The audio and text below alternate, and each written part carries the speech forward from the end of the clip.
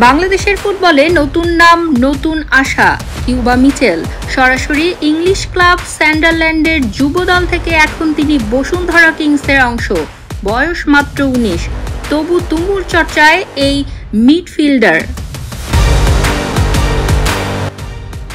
মায়ের মাধ্যমে বাংলাদেশি আর বাবার দিক দিয়ে জ্যামাইকান।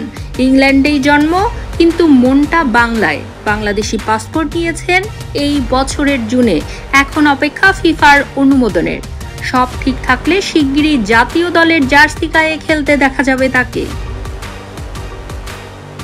বসুন্ধরা কিংসের সভাপতি ইমরুল হাসান জানিয়েছেন, এএফসি চ্যালেঞ্জ লিগ ও প্রিমিয়ার লিগে দলকে আরও শক্তিশালী করতেই কিউবাকে আনা হয়েছে 3 বছরের জন্য। বার্মিংহাম একাডেমি থেকে শুরু, তারপর সান্ডারল্যান্ড, অনূর্ধ্ব 18 ও 21 দলে পারফর্ম করে জায়গা করে নিয়েছেন পেশাদার ফুটবলে। এবারই প্রথম খেলবেন বাংলাদেশের শীর্ষ পর্যায়ে। আর শুধু খেলোয়াড় না, কোচিংয়েও বড় চমক। ভ্যালেরি তিতের বিদায়ের পর বসুন্ধরা কিংসের নতুন কোচ ব্রাজিলিয়ান সের্জিও ফারিয়াস, যিনি কোচিং করিয়েছেন 15টিরও বেশি দেশ ও ক্লাবে।